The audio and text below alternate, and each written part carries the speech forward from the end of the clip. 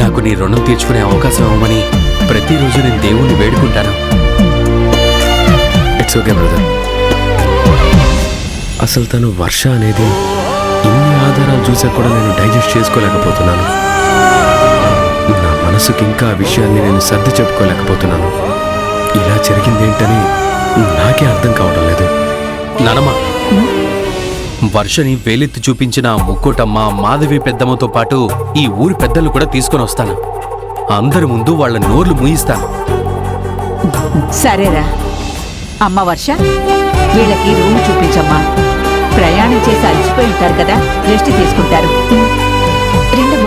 వెళ్ళండి.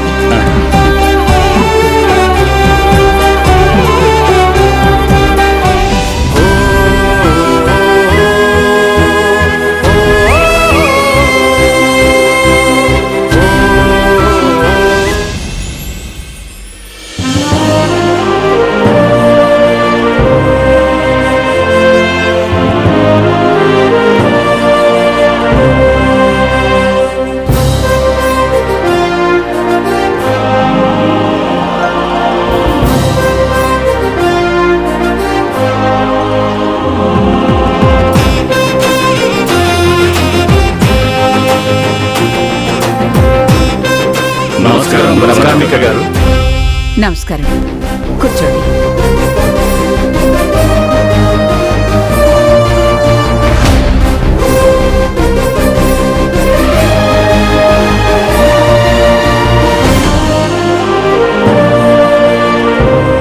ముక్కోటమ్మ నా కొడుకు భార్య మాధవి, వర్ష నా మనవరాలు కాదని అనుమానం వ్యక్తం చేశారు.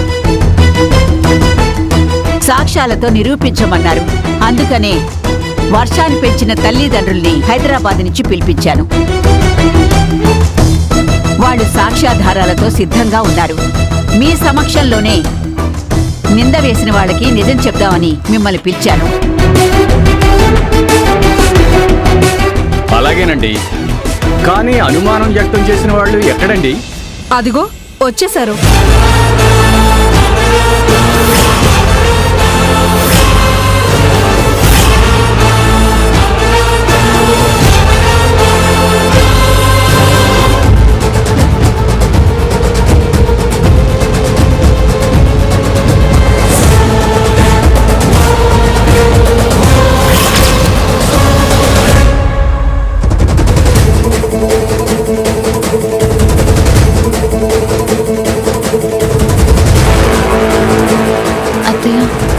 రాజు చాలా సీరియస్గా ఉన్నాడు.